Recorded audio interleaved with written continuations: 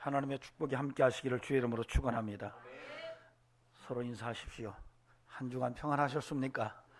예, 서로 주 안에서 하나님의 축복을 나눌 수 있기를 바랍니다. 그리스도인은 여호와를 목자 삼고 삽니다. 여러분은 그런 신앙인입니까? 여호와를 목자 삼고 사세요? 부족함이 없습니까? 여러분, 다윗은 이스라엘 역사 속에서 가장 위대한 왕 중에 한 사람이었습니다. 그가 놀랍게 고백을 합니다. 여호와는 나의 목자다. 그래서 내가 부족함이 없다. 시편 23편에서 다윗은 분명하게 말합니다. 나의 목자는 여호와 하나님이다. 그래서 내가 부족함이 없다. 그런데 실제로 다윗의 인생은 부족함이 없었어요. 하나님께서 그의 인생을 그가 믿었던 대로 축복하셨습니다. 어쩌면 여호와가 나의 목자라고 하는 생각을 다윗이 한 것은 어쩌면 그의 인생의 정체성이었을 수 있습니다. 여러분, 인생은 정체성이 중요합니다.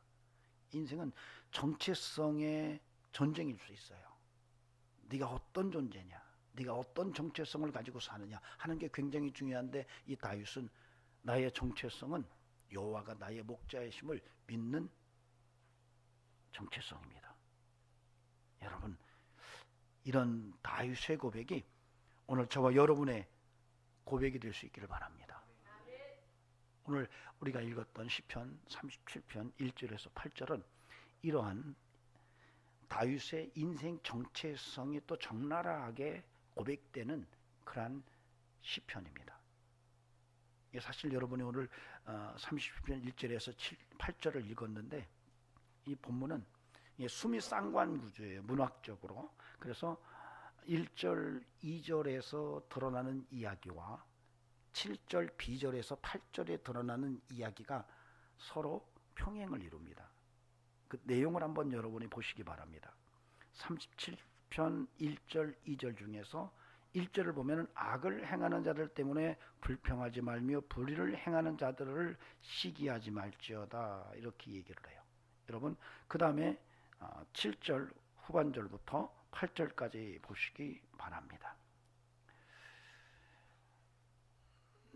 악한 꾀를 이루는 자 때문에 불평하지 말지어다. 분을 그치고 노를 버리고 불평하지 말라. 오히려 악을 만들 뿐이라, 이렇게 얘기해요.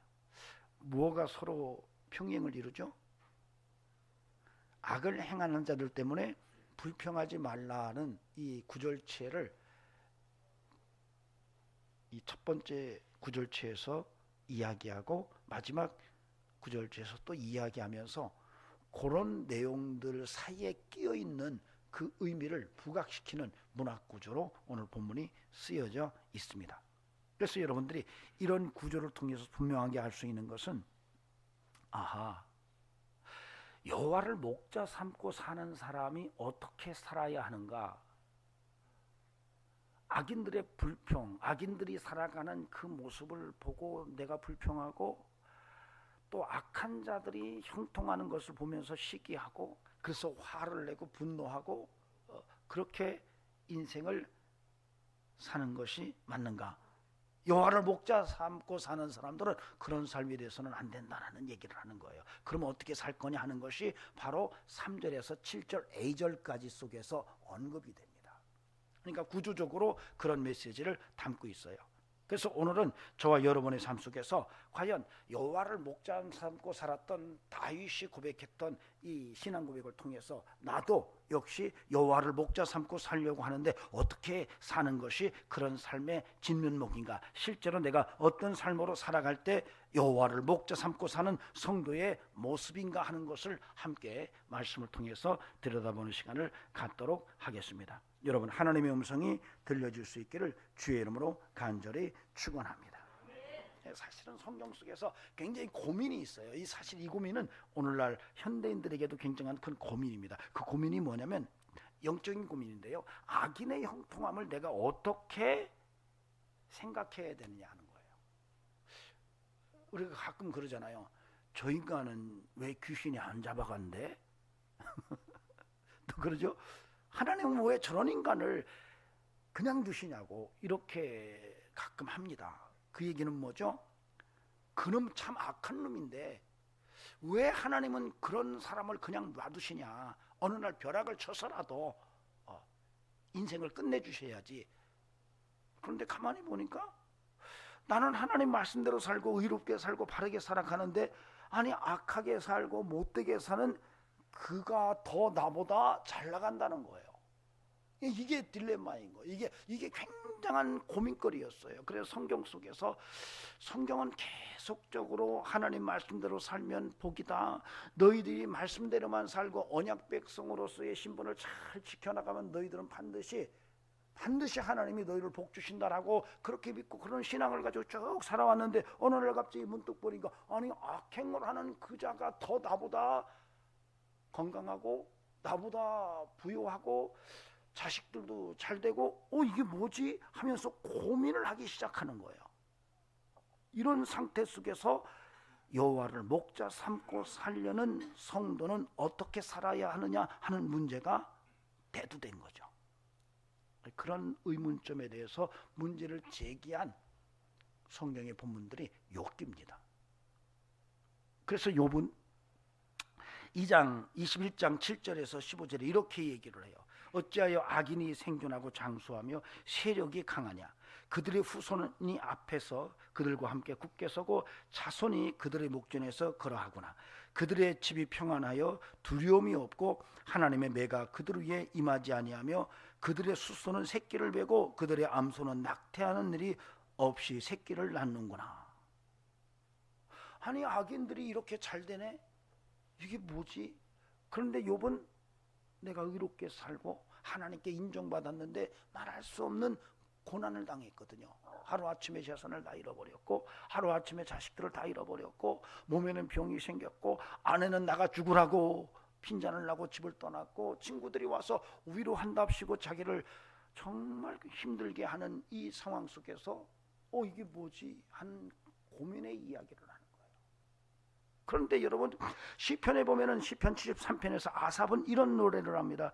하나님이 참으로 이스라엘 중에 마음이 정결한 자에게 선을 행하시나니 나는 거의 넘어질 뻔하였고 나의 걸음이 미끄러질 뻔하였으니 이는 내가 악인의 형통함을 보고 오만한 자를 질투하였음이로라. 그들은 죽을 때에도 고통이 없이 그 힘이 강건하며 사람들이 당하는 고난이 그들에게 없고 그 사람들이 당하는 재앙도 그들에게는 없나니. 참 답을 찾을 수 없는 거예요. 이런 상황 속에서 오늘날 우리 시대를 바라보니까 우리 시대도 악한 놈 전성시대예요. 아니 악한 놈들에서 잘 되는 거예요. 악한 놈 전성시대를 지금 우리가 살아가고 있어요. 수많은 사람들이 자기를 사랑하고 이기적이고 공감 능력이 부족해서 충동적이고 잔혹성을 드러내고 반사회적인 이런 모습들로 살아가는데 그들이 오히려 더 잘 되는 것 같아요. 소시오패스와 사이코패스들이 정말 많은데 어쩌면 그들이 더 나보다 잘 나가는 것 같아서 의문점을 던져요. 나도 저렇게 살아야 되는 거 아닌가? 가만히 보니까 세상은 넓고 미친놈은 너무 많은 거예요. 야 이거 어떻게 살아야 되지? 이런 상황 속에서 그리스도인들이, 여호와를 목자 삼고 살기를 원하는 그리스도인들이 어떻게 살아야 되느냐라고 하는 것은 굉장히 중요한데, 오늘 본문이 그 삶의 실제 모습을 다윗의 고백을 통해서 보여주고 있다는 겁니다. 여러분, 하나님의 음성이 들려줘서 여러분 마음속에 그 말씀이 새겨지기를 주의 이름으로 축원합니다. 그 첫째가 여러분 3절에 나옵니다. 여러분 3절을 보시기 바랍니다. 같이 읽어보시겠습니다. 시작. 여호와를 의뢰하고 선을 행하라. 땅에 머무는 동안 그의 성실을 먹을거리로 삼을지어다. 세상이 다 악하고 정말 악행하는 자를 바라볼 때마다 속상하고 어떤 때는 그가 더 잘되고 그래서 내가 정말 시기심까지 생길 정도고 그래서 화가 나는데, 그래서 내가 참 굉장히 힘든데, 오늘 성경은 그럼에도 불구하고 여호와를 목자 삼고 살기를 원하는 성도라면 그러지 말라. 그렇게 화내고 그렇게 불평하고 그들을 시기하지 말고 너희는 여호와를 의뢰하고 선을 행하라. 이렇게 얘기해요. 저와 여러분에게 이런 삶이 함께하기를 주의 이름으로 간절히 축원합니다. 예, 세상이 다 요지경 속이고 정말 세상 천지에 불평과 불만과 악행이 가득하고 정말 내가 선하게 살아가는 삶의 의미가 별건 아닌 것처럼 느껴진다 할지라도 오늘 믿음을 가진 예수 그리스도의 성도들, 정말로 하나님을 아버지라고 부르는 그러한 그리스도인들은 여호와를 의뢰하고 선을 행하는 이런 삶을 살아갈 것을 이야기하고 있다는 것입니다. 여기서 우리에게 좀 의미 있게 다가오는 하나의 어휘가 있습니다. 여기에서 선이라는 말이에요. 사실 이 본문은 우리가 잘 이해해야만 되는 이런 구절체입니다. 여호와를 의뢰하고 선을 행하라. 여기 선이라는 말은 원래 히브리 말로 토브라는 말이에요. 유대인들이 아침에 일어나서 굿모닝 할 때 보케로 토브 이렇게 말합니다. 토브라는 말은 좋다 이런 말이에요. 좋다. 그런데 성경에는 많은 어휘들이 굉장히 의미의 폭이 굉장히 넓습니다. 그래서 어떤 경우에 따라서는 전혀 기본 의미와는 다른 뜻으로 쓰여지는 경우가 문맥적으로 굉장히 많아요. 그런데 사실 여기에서 선을 행하라는 의미가 그러한 뜻을 가지고 있습니다. 사실 이 토브라는 단어는 선한, 좋은, 귀한, 올바른, 이익, 때로는 축복, 유익 이런 걸로 쓰여지는데 그 폭이 더 넓어요. 그래서 사실은 여기에서 여호와를 의뢰하고 선을 행하라라고 하는 이 구절체는 사실은 그냥 문장의 구성만으로 이해하기보다는 이것의 이 문맥적 의미론적인 의미로 들여다볼 필요가 있어요. 그렇게 봤을 때는 이 본문이 어떻게 읽어져야 되냐면 여호와를 의뢰하고 선을 행하라라고 하는 이 본문이 여호와를 믿고 그 믿음을 따라 행하라 이런 얘기예요. 그러니까 여호와를 믿는다면 너희가 그 믿는 믿음대로 살아라 이런 얘기예요. 여러분이 예수 그리스도를 통해서 하나님을 아버지라고 불러요. 그런데 그렇게 믿음의 삶을 살아간다면 여러분 세상의 어떤 모습을 보고 그것 때문에 불평하고 그것 때문에 시기하고 그것 때문에 분노하고 막 이렇게 좌충우돌하고 사는 삶이 되어서는 안 되고, 너희들이 그리스도인이고 성도이고 믿음을 가졌다면 너희들이 그 하나님을 믿고 믿음대로 살아라 이 얘기를 하는 거예요. 이게 다윗의 고백인데 여러분 실제로 다윗이 그러한 삶을 살았어요. 다윗이 어린 소년이었을 때 아버지의 심부름을 가지고 형들을 찾아갑니다. 형들은 당시에 전쟁터에 있었어요. 블레셋과의 전쟁터에 있었을 때 다윗이 그 전쟁터에 갔을 때 깜짝 놀라는 거예요. 아니 이스라엘 군대와 블레셋 군이 서로 진영을 맞추고 서로 지금 전쟁을 하고 있는데 이 적국에 골리앗이라고 하는 거대한 장수가 나와서 소리를 치는데 하나님을 모욕하고 난리가 난 거예요. 그런데 그 거인의 위압감 때문에 이 이스라엘 군대는 누구도 나가서 그와 함께 결판의 한 게임을 못하는 거예요. 이 소년 다윗이 그걸 보고 화가 났어요. 그리고 내가 나가겠다고 해요. 왕에게 가서 내가 나가겠다고 전해다오. 형들이 난리가 났어요. 야, 너 어린 놈 여기 와가지고 어떻게 할 거야? 그래도 내가 나가겠다. 그래서 결국 사울 왕이 다윗을 골리앗에게 내보냅니다. 여러분 그때 이 다윗이 고백한 놀라운 신앙이 있어요. 이 전쟁은 여호와께 속했다. 너는 칼과 창으로 나에게 오지만 나는 만군의 여호와의 이름으로 너에게 나간다 하고 물맷돌을 들고 나가요. 여러분 다윗은 물맷돌의 명수였습니다. 아버지의 양을 칠 때에 그 양들을 지키기 위해서 끊임없이 물매를 던졌던 소년이었어요. 물맷돌로 그 골리앗을 넘어뜨립니다. 그때 여러분 다윗을 잘 보시기 바랍니다. 당시에 다윗이 와가지고 다른 이스라엘 군대들에게 어떤 갖다부터 얘기를 안 해요. 뭐 하는 겁니까 여러분? 지금 하나님이 모욕당하는데 당신들이 군인으로서 이게 맞습니까? 당장 나가서 골리앗과 싸웠어야지. 예이쌍 내가 나가겠습니다. 이게 안 해요. 그냥 나가는 거예요. 그러니까 옳지 못한 삶을 바라보고 그것 때문에 불평하고 그것 때문에 시기하고 그것 때문에 분노하는 것이 아니라 여호와를 믿고 의지하고 그냥 믿음대로 나가는 이런 모습이 다윗에게서 보여지고 있다는 거예요. 여러분에게도 이런 영성과 믿음이 함께 할 수 있기를 간곡히 부탁을 드립니다. 여러분이 하나님을 믿는다면 환경과 여러분의 조건과 여러분의 이웃과 여러분이 처한 모든 문제 속에서 좌충우돌하지 말고 오직 하나님을 믿고 그 믿음으로 앞으로 나아가는 영성이 여러분에게서 확인될 수 있기를 주의 이름으로 축원합니다. 굉장히 중요합니다. 믿음대로 삽시다. 믿고 나가십시오. 여러분이 하나님을 믿었다면 그 믿음대로 나가면 놀랍게 그 하나님께서 여러분의 인생을 인도하시고 최선의 길로 최고의 삶으로 역사해 주실 줄로 믿습니다. 그리고 또 다윗이 여호와를 기뻐하라고 말합니다. 4절을 보십시오. 또 여호와를 기뻐하라. 그가 내 마음의 소원을 내게 이루어 주시리로다. 여러분, 다윗은 여호와를 기뻐하라고 얘기해요. 그러니까 참 다윗이 대단하죠. 왜냐하면 환경이 굉장히 불평이 나올 수밖에 없고 시기가 나올 수밖에 없고 화가 날 수밖에 없는 이런 상황인데, 적어도 여호와를 목자 삼고 사는 그런 인생이라고 한다면 너희들 여호와를 기뻐해, 이렇게 얘기하는 거예요. 어때, 여러분 여호와로 인해서 기뻐하십니까? 예, 옆 사람 한번 보세요. 옆 사람 얼굴 속에서 여호와 때문에 기뻐하실 것 같은가? 예. 여러분, 여호와로 인하여 기뻐하는 성도라고 한다면 놀랍게도요, 예배도 기뻐할 겁니다. 예배가 기쁨이 될 거예요. 믿음으로 사는 게 기쁨이 될 거예요. 여러분, 하나님 때문에 기뻐하는, 예수님 때문에 기뻐한다면 어떤 환경과 어떤 형편도 그를 슬프게 할 수가 없어요. 다윗이 그 얘기를 하는 거예요.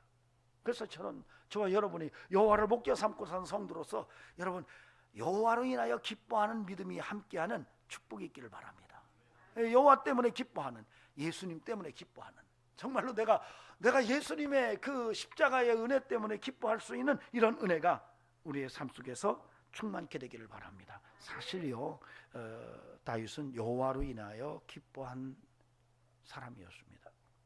우리가 성경에 보면은 다윗이 하나님의 법궤를 이 다윗성으로 옮겨갈 때 그 하나님의 법궤가 두르는 것 때문에 다윗이 막 기뻐서 춤을 춥니다. 당시에 법궤는 하나님의 임재를 의미해요.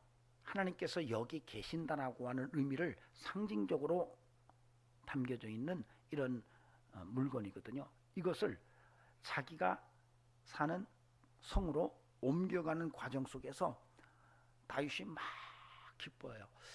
그 기뻐하는 것이 너무 지나쳐 가지고 이 바지가 내려가는 것도 모를 정도로 춤을 춥니다. 근데 그걸 누가 보고 있었냐면 그의 아내 미갈이 성에서 그걸 봐요. 그리고 나중에 법궤가 들어오고 자기 남편 다윗이 들어왔을 때 이 미갈이, 아니 왕이 채신머리 없이 그렇게 백성 앞에서 춤을 추다가 바지가 내려가면 이게 뭐냐고 핀잔을 듣습니다. 여러분, 그렇게 다윗은 여호와로 인하여 기뻐했던 사람이에요. 여러분 어떻습니까? 여러분도 하나님 때문에 춤출 수 있나요? 여러분이 예수 믿은 것 때문에 춤출 수 있어요? 아이고 목사님, 돈은 내가 붙들고 춤을 출 수 있어도, 내가 성공이나 출세를 붙들고 춤을 출 수 있어도, 로또가 당첨됐다면 내가 그 로또의 그 복권을 들고 춤을 출 수 있어도 나는 예수님 때문에 춤춘 적이 없어요. 나는 하나님 때문에 춤춘 적이 없어요. 이렇게 여러분이 고백한다면 여러분 오늘 다시 한번 여러분의 신앙을 점검할 수 있기를 바랍니다. 여러분, 진정한 믿음은 여호와로 인하여 기뻐하는 것이고 예수 믿은 사실 때문에 춤출 수 있는 이런 영성이라는 거죠. 그분은 창조주고 그분은 나를 구원하시기 위해서 독생자 예수 그리스도를 십자가에 못 박으시고 내가 믿음으로 산 삶에 대해서 반드시 하나님 나라에 갔을 때 내게 상 주시는 분이시라는 사실을 믿기에 내가 그분으로 인하여 기뻐할 수 있는 영성을 가진 성도여야 한다는 것입니다. 저와 여러분에게 그런 은혜가 있기를 바랍니다. 그래서 여러분, 이 사실을 알았던 사도 바울이 항상 기뻐하라. 내가 다시 말하노니 기뻐하라. 주 안에서 기뻐하라. 예. 그런 은혜가 있기를 바랍니다. 여러분, 좀 웃고 사십니까? 여러분 가정에는 웃음이 있습니까? 기쁨이 있나요? 여러분 일터에서 기쁨이 있습니까? 아이고 목사님, 사업이 안 되는데 무슨 웃음이 있겠어요? 집안에 환자가 있는데 제가 어찌 웃을 수가 있겠어요? 아니 부부간에 지금 갈등이 있는데 내가 어떻게 웃을 수가 있겠어요? 여러분 그렇게 산다면 인생은요 곤고하고 힘든 겁니다. 그야말로 수고하고 무거운 짐이 많은 게 인생입니다. 그러나 성경은 분명히 말합니다. 그럼에도 불구하고 너희가 여호와를 목자 삼은 성도라면 예수님 때문에 기뻐하고 하나님 때문에 기뻐하고 여러분이 그리스도인 된 것으로 인하여 기뻐하라고 말씀하고 계십니다. 주 안에서 기뻐하는 한 해가 되시기를 주의 이름으로 축원합니다. 또 이어서 말합니다. 5절 6절에서 내 길을 여호와께 맡기라. 여러분 5절 6절을 한번 보시기 바랍니다.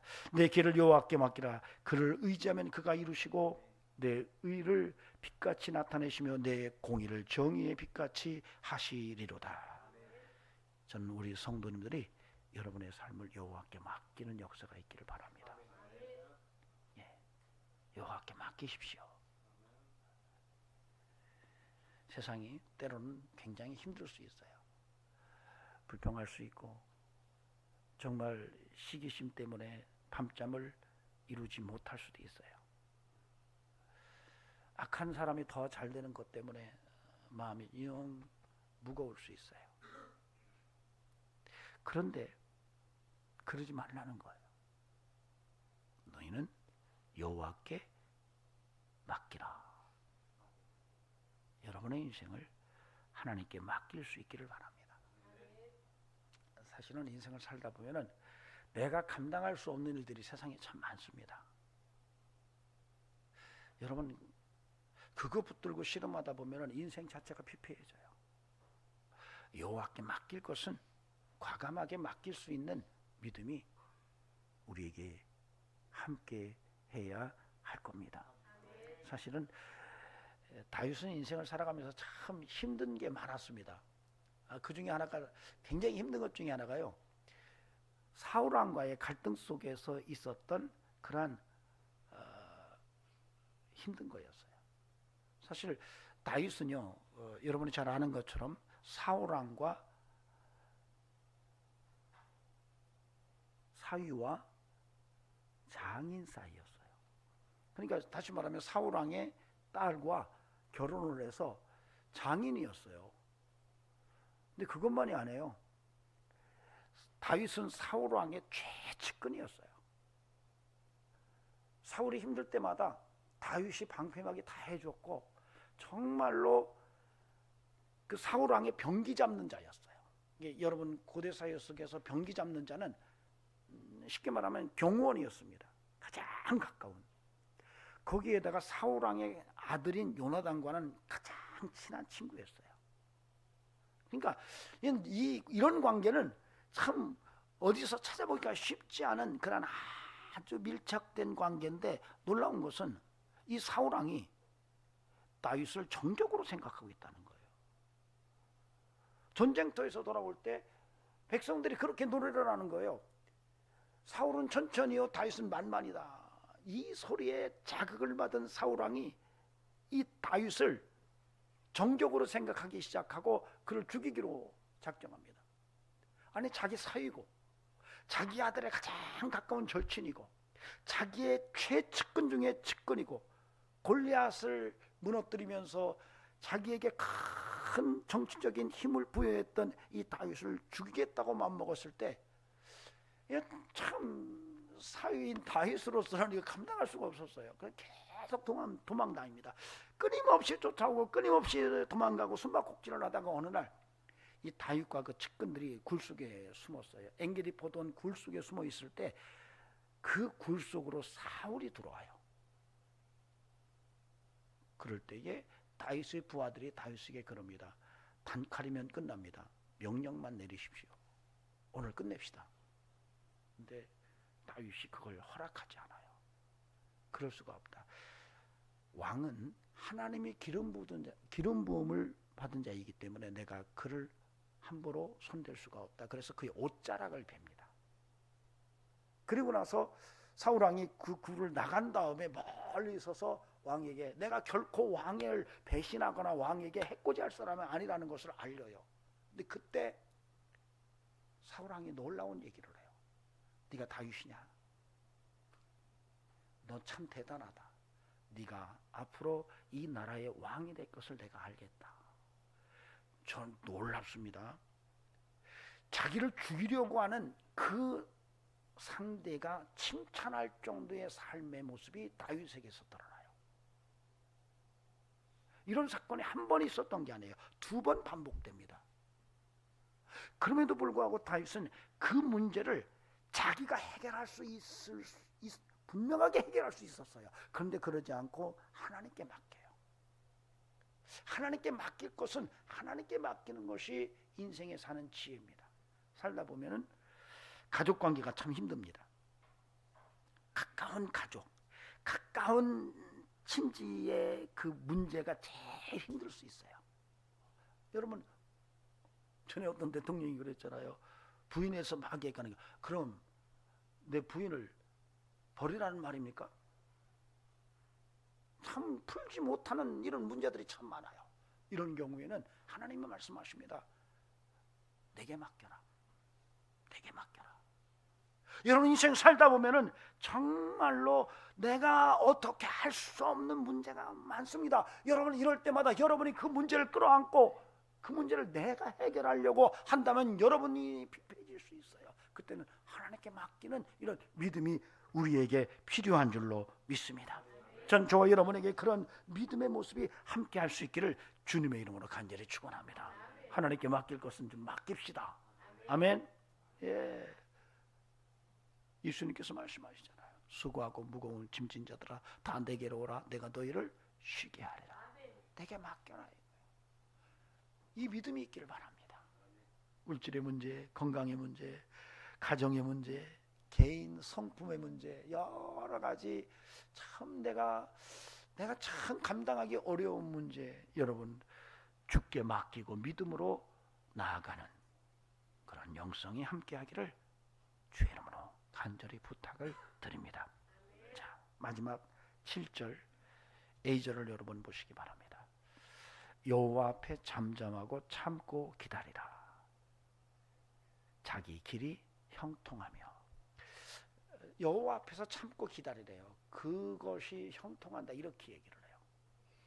여러분 이것은요 다윗이 인생을 살아가면서 깊게 경험한 그러한 속에서 드러난 신앙 고백입니다. 이런 다윗의 모습도 저는 저와 여러분에게 함께 할 수 있기를 간곡히 부탁을 드립니다.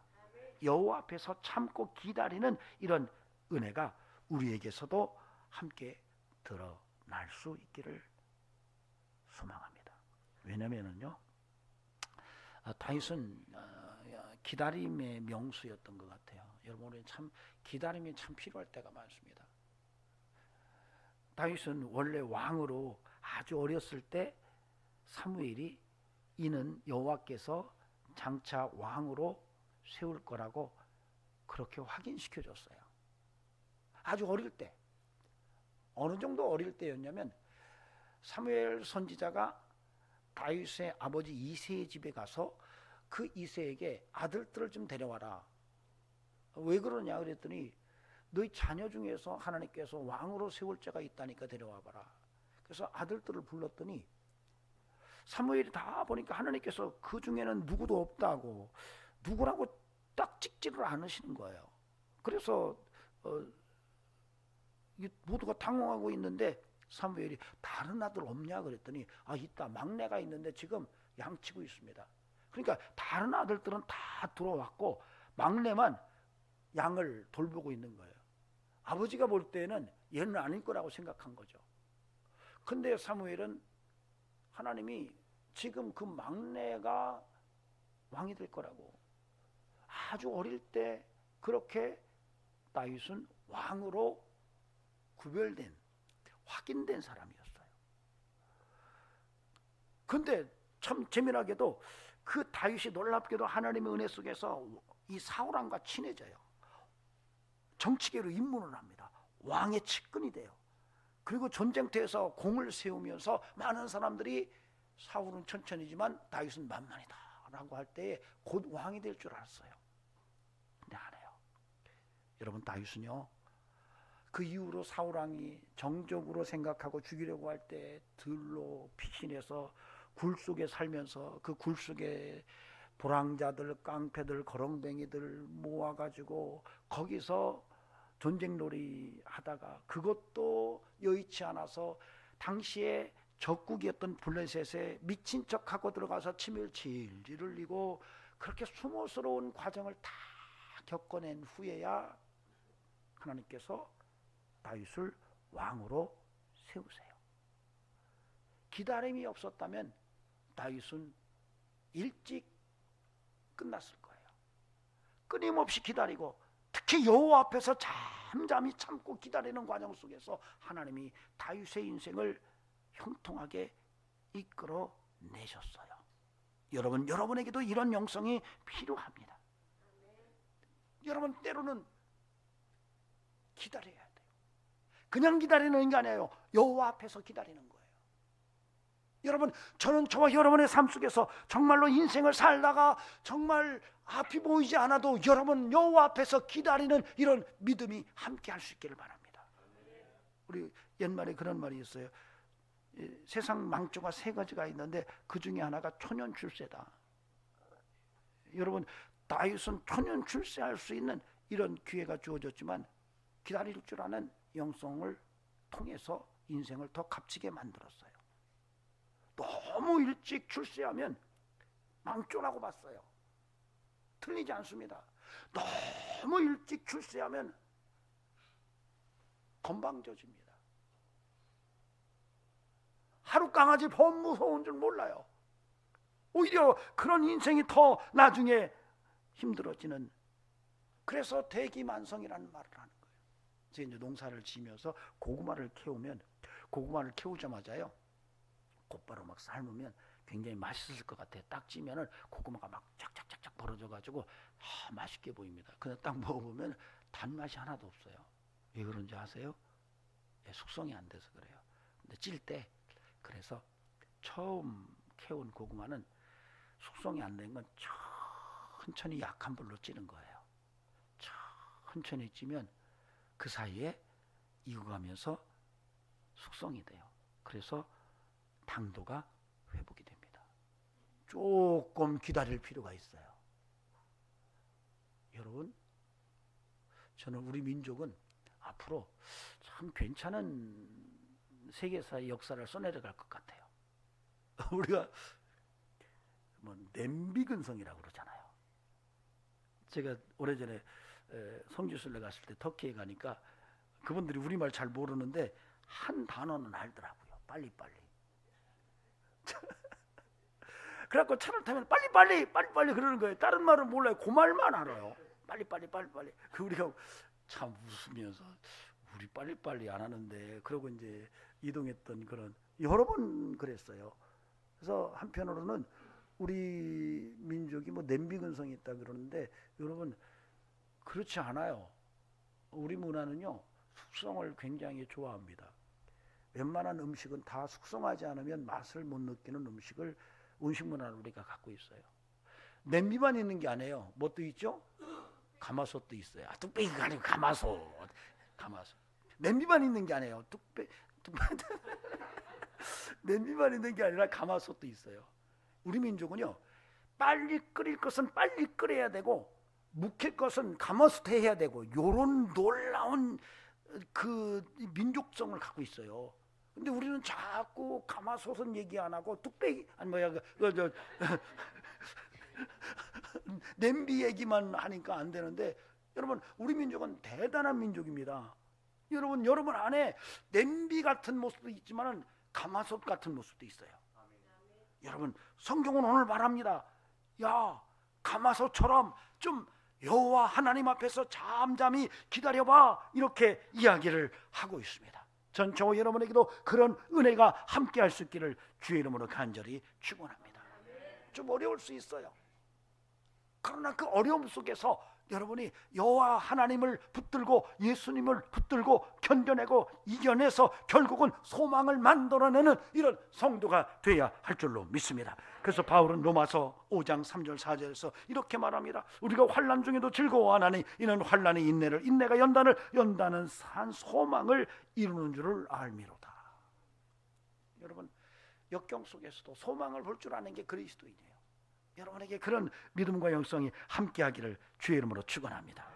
예, 그래서 성경에 보면은 여러 가지 주제들이 많은데요, 그 중에 하나가요, 역경과 시련 속에서 꽃을 피는 인생의 이야기가 참 많습니다. 오늘 다윗의 인생도 그래요. 굉장히 힘든 과정 속에서 가장 탁월한 꽃을 피워내는 게 다윗의 인생이에요. 그런데 여러분, 모세도 그렇습니다. 여러분이 모세만이 아니에요. 요셉도 그래요.